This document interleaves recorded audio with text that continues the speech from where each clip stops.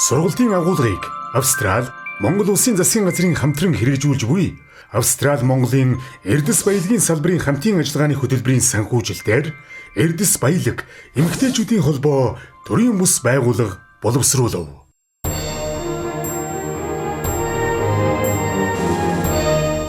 Хүн дээлтэй байгууллага. 2 дугаар хэсэг. Сургалтын энэ хэсгээс бид хүн дээлтэй байгууллага ямар соёл хэрхэн төлөвшүүлэх ёстойг мэдэж авна. Байгууллагын соёл нь бизнесийн стратегийг оновчтой тодорхойлж, хамтын ажиллагаа бүрдүүлэхэд голлох нөлөө үзүүлдэг. Байгууллагын үндсэн чадамж, өрсөлдөөнд давуу тал бий болгох гол хүч нь 1-р хүн, 2-р байгууллагын соёл юм. Нийт ажилтны үнэт зүйл, авиас, ур чадвар, туршлагын нэгдлийг байгууллагын соёл гэж ойлгож болно. Соёл нь хүний байнгын, идэвхтэй, бүтээлч үйл ажиллагааны үр дүнд бий болж уламжлагдж байдаг хэм хэмжээ, итгэл үнэмшил, бэлэг тэмдэг, үнэт зүйлсийн цогц, хүний хөгжсөн төвшин юм. Энэ утгаар нь авч үзвэл байгууллагын соёл нь байгууллагын хөгжил, төлөвшлийн төвшин гэлтэгдэг байх нэ. Хүний хувь тавиланг зам байдал нь тодорхойлдог бол байгууллагын хувь тавиланг соёл нь тодорхойлдог гэж Запусын гүйцэтгэх захирласан Тони Шей хэлсэн байдаг. Ажилтан бүр байгууллагынхаа эрхэм зорилгыг мэддэг, тэр зорилго нь хувь хүний хүсэл зорилго, өсөлт хөгжилтэй нийцдэг, хүний эрх, гендрийн эрхтгш байдал, шударга ёс, тэгш боломжийг дэмждэг байх нь байгууллагын соёлын бас нэг хэмжүүр юм. Байгууллагын соёл сайтай компанид бүх ажилтан байгууллагынхаа үнд зүйлсийг дэмжиж хамтран ажилладаг. Албан тушаал үл харгалзан бүгд байгууллагынхаа хөгжилд хувь нэмэр оруулах чин хүсэлтэй салшгүй хэсэг нь болсон байдаг. Байгууллагын соёл маруухан газар идэвхжүүлэх арга хэмжээ хэрэгжүүлдэгч харилцан ойлголцол хамтын ажиллагаа дутмагаас үр дүнд хүрдэггүй. Соёл сайжрахын хэрээр ажилтнууд тогтвор сууршилтай ажиллахыг илүүд үзэж, үнэнч өөр юмсыг хандж эхэлдэг. Харилцан итгэлцэл, хамтын ажиллагаа, багийн шийдвэргүйгээр байгууллагын соёлыг төсөөлөх боломжгүй. Багийн ажиллагааг дэмжснээр ажилтнууд бусдыг хүлээн зөвшөөрч, эрхийг нь хүндэтгэн, харилцан суралцах боломж бүрддэг. Ажилтнуудын хоорондын харилцааж сайжирдаг. Хүн бүр байгууллагынхаа амжилтанд хувь нэмэр оруулж, зохих ёсоор үнэлэгдэж байгаагаа мэдэх нь ажилтнуудын сэтгэл санаанд эергээр нөлөөлдөг. Байгууллагын соёлоо сайжруулахын тулд нэгдмэл үнэт зүйлтэй болох, мэдээлэлээ ил тод хуваалцах, ажилтнуудаа үзэл бодлоо илэрхийлэх орчин нөхцөл бүрдүүлэх, тэднийг сонсох, бүхий л асуудлыг хамт олноороо хэлэлцэж шийддэг болох нь чухал юм. Түүнчлэн ажилтнуудаас сургах, ур чадвар шаардсан ажил даалгах замаар өсөлт хөгжлийг нь дэмжих, төрөл бүрээр урамшуулах нь байгууллагын соёлын салшгүй хэсэг. Тасралтгүй хөгжих боломжтой орчин нөхцөлд хүн тогтвортой ажиллах хүсэл тэмүүлэлтэй байдаг нь олон судалгаагаар батлагдсан. Аливаа байгууллага томрох тусам ажилтнуудтай хурц ажиллах боломж хумигддаг. Харин байгууллагын соёлоо сайжруулснаар бүх асуудлыг шийдэх боломж бүрдэнэ. Байгууллагын соёлын тулгын 3 чулууг технологи, бүтээгдэхүүн үйлчлэгээ бий болгох үйл явц хамт олон гэж ойлгож болно. Deloitte олон улсын мэргэжсэн компани хийсэн судалгаагаар удирдлагын 94%, ажлагчдын 88% нь бизнесийн амжилтын үндэс нь байгууллагын соёл гэж үзсэн байна. Түүнчлэн хүн дээлтэй байгууллагын соёл нь бизнесийн стратегийг оновчтой тодорхойлоход голлох нөлөө үзүүлдэг гэж судалгаанд оролцогчдын 76% нь хариулжээ. Тиймээс хүн дээлтэй байгууллага нэн тэргуунд байгууллагын соёлоо боловсронгүй болгох хэрэгтэй байх нь. Ингэснээр ажилтнуудын багаар ажиллах чадвар сайжирч, ёс суртахуун төлөвшөж, хөдөлмөрийн бүтээмж дээшилж, сэтгэл ханамж нэмэгдэн, стресс дарамтгүйгээр тогтвор сууршилтай ажиллах таатай орчин нөхцөл бүрдэнэ. Хүн төрлөх зөн совингоороо ёс зүйтэй орчин нөхцөлд нийгмийн зөв дэг жаягтай хүмүүстэй хамтран ажиллахыг тэмүүлдэг. Энгийнээр авч үзвэл ёс зүйтэй нийгмийн зөв дэг жаяг төлөвшсөн орчин хүн дээлтэй гэж үзэж болох юм. Соёлыг бол бид нэгдүгээрт заавал та захирал үйжиж хүндээ шаардлага тавих биш. Ажилтан бол хэн л бол хүндээ шаардлага тавих гэдгээс соёл хэр бүрдгээ гэдгээс нэг талаасаа харж болох. Хоёрдугаарт соёлыг бид та ганцаараа байсан ч гэсэн, хоёулаа байсан ч гэсэн, хаач байсан та байгууллагынхаа соёлыг өөртөө нэгтэл нэвтрүүлсэн өөрийнхөө үнд зүйл болгоцсон гэдгийг бол ямар ч ажил хийхдээ би энэ үнд зүйлээ баримтлана гэсэн тийм зүйл дээр бас анхаарч болно гэдэг. Тэгэхээр ямар нэгэн шахаа шаардлагагүй та заавал хийгэрэй гэсэн шаардлагын дагуу хийхгүй өөрөө ингээд одоо ингээд дотоод хүслээрээ хийх зүйлийг бол байгууллагын соёл гэж бас ойлгож байна. Тухайн жилдээ ер нь хэр амжилттай явж байгаа, бизнесийг хэр орлоготой байж байгаа, ямар үндсэн үүсгэж байгаа гэдгийн одоо хамгийн том хүчин зүйлүүдийн нэг бол ур чадвартай ажилтан. Ур чадвартай ажилтан өөрөө одоо хэр сайн ур чадвартай ажилтан маань олон ур чадвартай ажилтнуудтай ажилтгаас гэдгээс шалтгаалаад тэр маань өөрөө ингэж одоо геометрийн прогрессээр сайн юм дагуулж явж байгаа. Тэгэхээр энэ ур чадвартай ажилтан яаж бүрдэх вэ гэхээр 1 хоногийн дотор бүрдчихдэг.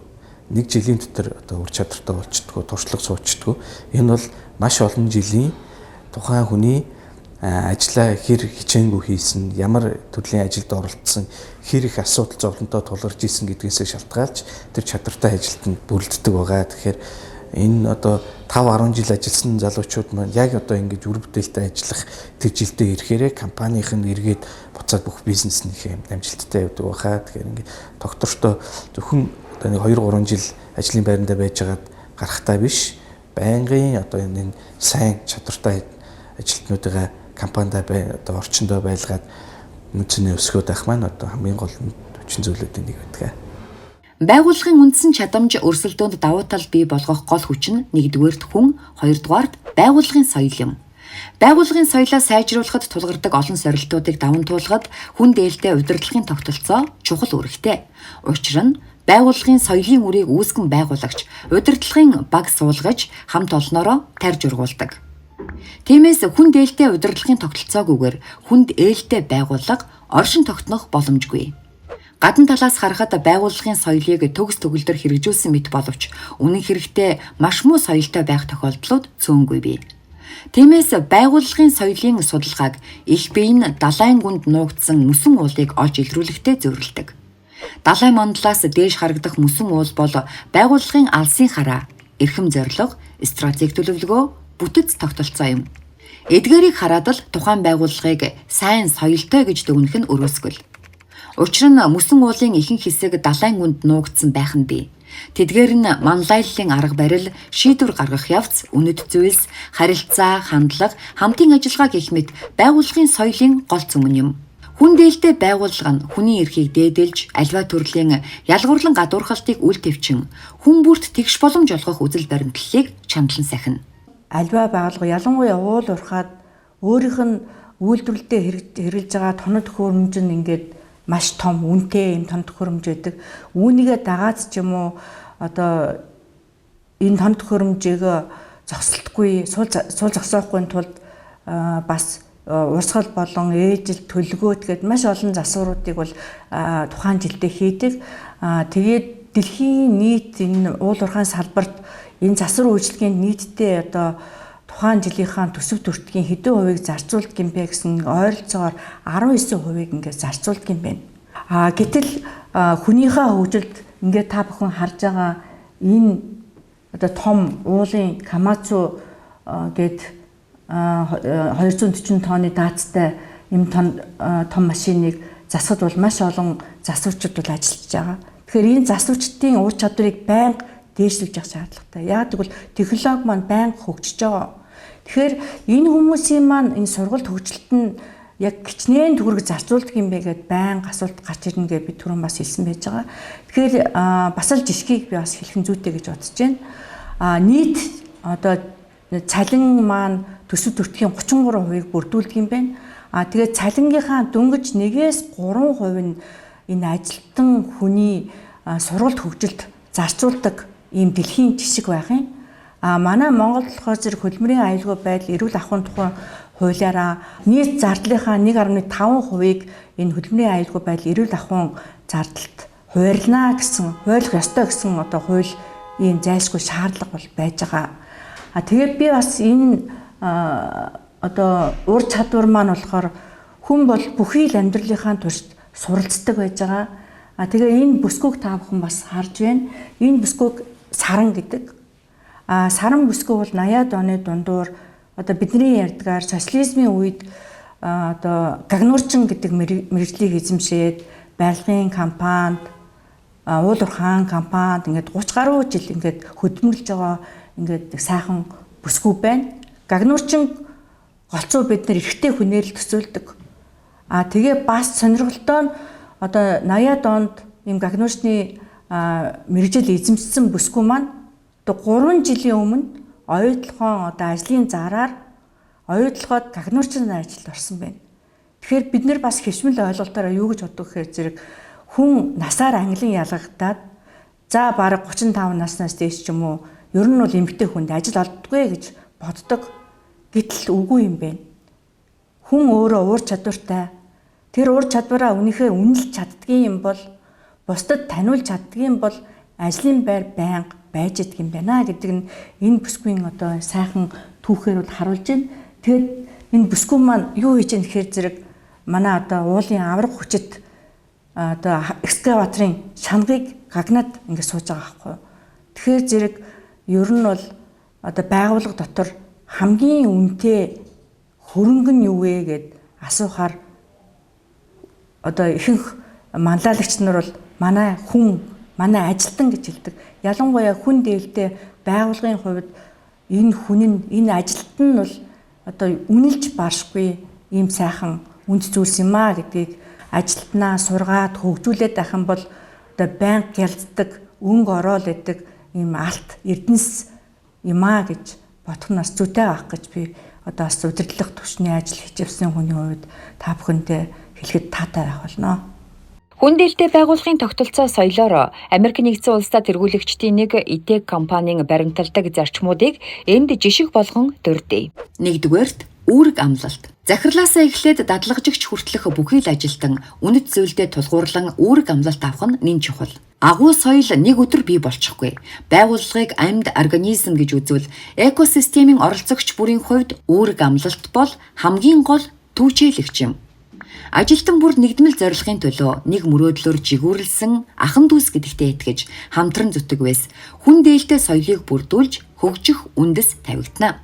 Хоёрдугаарт харилцаа. Ямар нэгэн ялгуурлан гадуурхалтгүй харилцаа нь амжилттай хамтын ажиллагааны хамгийн гол хөшүүрэг юм. Нээлттэй, ил тод, талуудын оролцоог тэгш хангасан харилцаа итгэлцлийг бэхжүүлж ажилтнуудын аз жаргалын хэмжүүр болдог. Байгууллагын соёлын судалгаагаар нийт ажилтны 93% нь удирдлагатайгаа итгэлцлийн харилцаа тогтоож чадвал ажилдаа сэтгэл ханамжтай байдгаа гэж хариулжээ. Бизнесийн ололт амжилт, асуудал бэрхшээл ажилтнуудтайгаа ил тод нээлттэй хуваалцаж эргэх холбоотой ажиллах нь байгууллагын соёлын нэг гол үзүүлэлт юм. 3 дугаарт оролцоог дэмжих. Байгууллагын хувьд цохилох зүрх нь хүн. Энэ утгаараа жигд хэмнэлтэй, эрүүл зүрхэл бизнесийн экосистемийн тасралтгүй ажиллагааг хангаж чадна. Үндсэн чадамжаа сайжруулах гол хөшүүрэг нь тэгш боломж, тэгш оролцоо, олон талт хамтын ажиллагаа бүрдүүлэхэд оршиж байна. Тухайлбал хүн бүрт өөрийгөө илэрхийлэх, ялгаатай байдлаа хүлээн зөвшөөрүүлэх, ур чадвар, мэдлэг боловсролоо дээшлүүлэх, хөгжих, өсөж дэвжих, тэгш боломж олгох нь хүн дээлтэй байгууллагын үндсэн манлайлал. Судалгаанд оролцсон удирдах албан тушаалтнуудын 75% нь хэрвээ олон талд ялгаатай байдлыг хүлээн зөвшөөрдөг байгууллага ажилд орвол хамтран ажиллахдаа үргэлж таатай байна гэж хариулсан байна. 4-дүгээрт санаа тавих. Хүний эрхийг дээдэлсэн байгууллагын удирдлага, хүний нөөцийн ажилтнууд өөрсдийн манлайллаараа үлгэрлэн бусдыг чиглүүлж, холбогдох бодлогыг удирдлагын тогтолцооныхоо салшгүй хэсэг болгон үйл ажиллагаандаа нэвтрүүлж хэрэгжүүлэх үүрэг хүлээнэ. 5 дугаарт оролцогч талуудтай түншлэх. Хүн дээлтэй байгууллагын соёл нь зөвхөн ажилтнуудад хамаарах асуудал биш. Бизнесийн оролцогч талуудад хүртээмжтэй байх ёстой. Орон нутгийн иргэд, иргэний нийгмийн байгууллагуудтай соёлоо хуваалцах, тэднээс суралцах, нэгдмэл зорилго, үнцэн бүтээхийн төлөө хамтран ажиллах нь байгууллагын соёл төлөвшөхөд чухал үүрэгтэй юм а. 6 дугаарт урмаар тэтгэх. Байгууллагын бахархал нь бизнесийн экосистемийн оролцогч бүрийн бахархал. Хүн бүр хүрсэн амжилт, оруулсан хувь нэмэр, бүтээсэн үр өгөөжөөрөө бахархаж, ирээдүйд улам их үнцэн бүтээх хүсэл тэмүүлэл олж авдаг. Тиймээс хувь хүний ажил амьдралын амжилтыг хамт олноороо тэмдэглэж, альва сорилтыг хамтдаа даван туулах нь ажилтнуудынхаа сэтгэл ханамжийг нэмэгдүүлж, урам зориг өгдөг. Ажлаасаа халагдсан хүмүүсийн дунд хийсэн судалгаагаар 79% нь талархал туцнаас болсон гэж хариулдаг байна. Бид яагаад хүн дээлтэй байгууллага амьд организм аливаа шийдвэр бол доороосоо дээшээ чиглэж явал дэрвэ гэдгийг бас байнга одоо сургалтаараа бид нэр бас үзээд танилцаад явж байна. Тэгэхээр төсөв батлан гэдгийг бол одоо ихэнх тохиолдолд дарга мөнгөө баталдаг, төсөө баталдаг. Тэгээд өгсөн төсвийн л зарцуулдаг гэсэн ойлголт, хэвшмэл ойлголт байсан. Яг одоо хүн дээлтэй байгууллагын хувьд яг ажилчид маань өөртөөхөө хэрэгцээг тодорхойлох боломж бий болдог. Түрүүн миний хэлсэнчлэн нэг цалингийнхаа 1-3% биш. Энэ бол зүгээр л дэлхийн жишг болохоос биш яг тогтоосон ийм одоо стандарт бол биш л дээ. Тухайн байгууллагын манлайлагч, тухайн байгууллагын захирал маань хүн дээлтэй, ажилтнаа ээлтэй, хамт олондоо ээлтэй, хамт олноо дээдэлдэг байх юм бол тэр хамт олноо үргэлж хөгжүүлэхийн төлөө эрмэлздэг бол энэ 3%-ыг яг 19% болгож болно шүү дээ. Болохгүй юм бол хизээч байхгүй.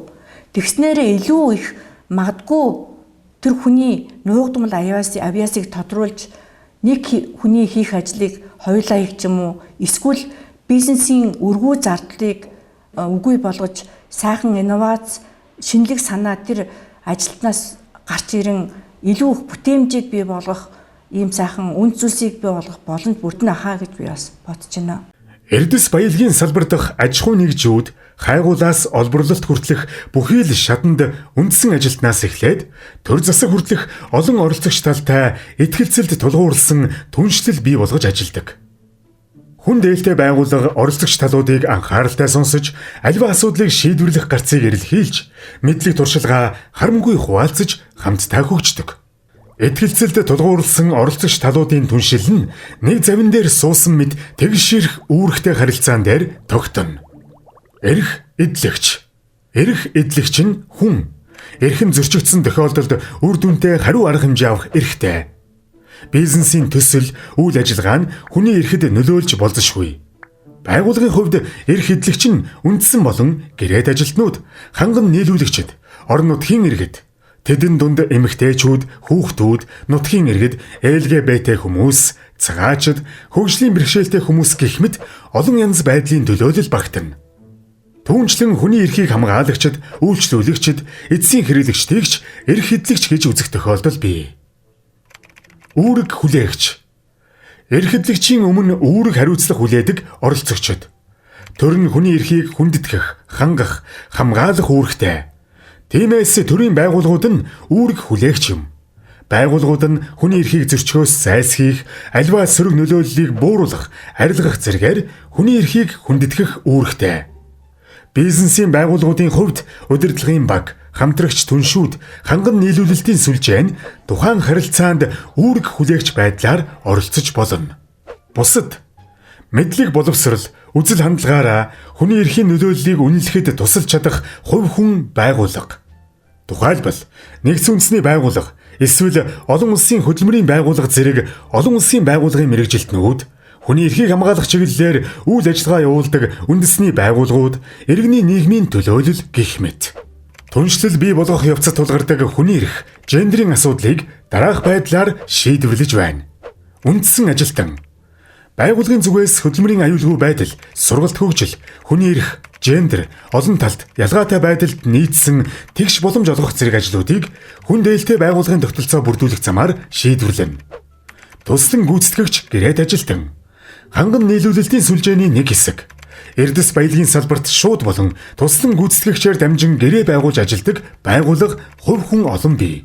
Ажил олгогч нь байгууллагын соёл, бизнесийн ёс зүйгээ туслан гүйцэтгэгч компани хувь хүмүүст ойлгуулж, нэгдмэл үнэт зүйлс бий болгоогүйгээс хүний эрхийн зөрчил түгээмэл гардаг.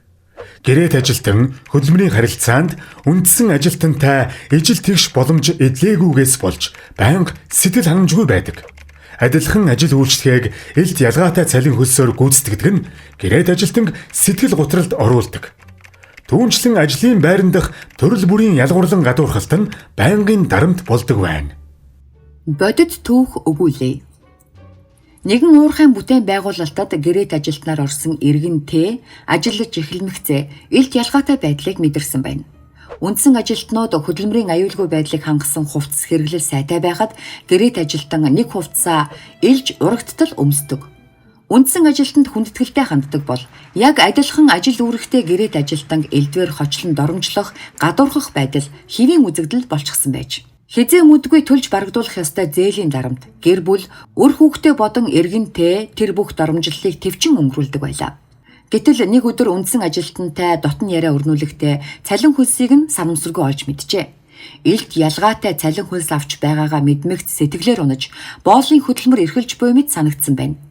Сэтгэл гутрал орсон залуу гашуун ундаа хэтрүүлэн хэрэглэж ажилласаа хөөгдөжээ. Эргэнтэй хөдөлмөрийн харилцааны дотоод журам зөрчиж ажилласаа халагдсан, харин түүний эрх ажилд орсон эхний өдрөөсөө зөрчигдөж байсныг хинч авч хэлэлцээгүй юм. Дээрх жишээ нь туслан гүйцэтгэгч байгууллагыг сонгон шалгаруулахдаа хүний эрхийн асуудлыг тусгах, нийгмийн эрсдэлт хүчин зүйлд үнэлгээ, дүгнэлт хийх хэрэгтэйг сануулж байна. Монгол улсын үндсэн хуулиар хүнийг үндэс угсаа, арьсны өнгө, нас хүйс, нийгмийн гарал байдал, хөрөнгө чинээ, эрхэлсэн ажил, албан тушаал, боловсрол, шашин шүтлэг, үзэл бодлоор нь ялгуурлан гадуурхахыг хориглодог.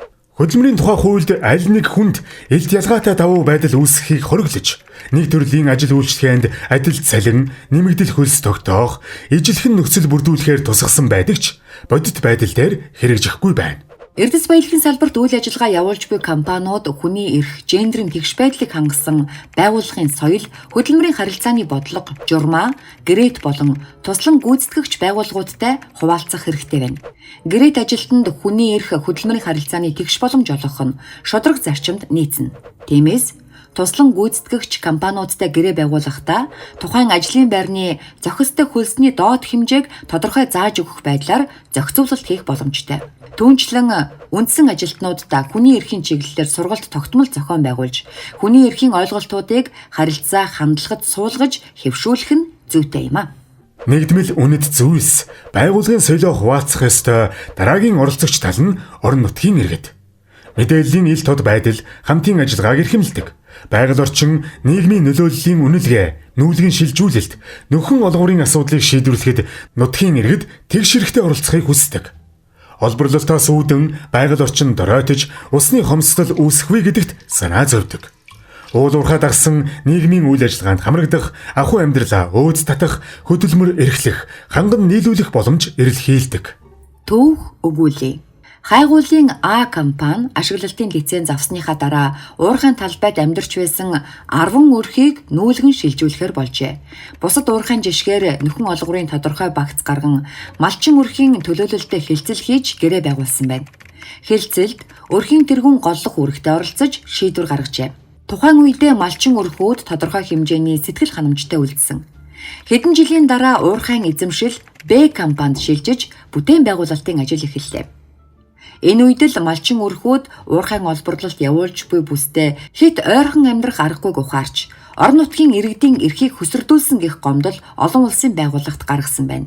Дундын зуучлагчийн тусламжтайгаар гомдол барагдуулахыг зөвшөөрснөөр малчид болон компанийн хоорондох хилцэл 4 жил үргэлжилжээ. Эцэст нь нэгдсэн шийдэлд хүрч хамдарсан зөвлөл байгуулан гэрээний гүйцэтгэлд хяналт тавьж ажиллахаар болсон байна. Нөхөн олгуурын хилцэлд гэр бүлийн гишүүд тэгш оролцох боломж олдоогүй. Өрхийн тэргүүн ганцаар шийдвэр гаргаснаар өмч хөрөнгийн үнэлгээ дутуу хийгдсэн.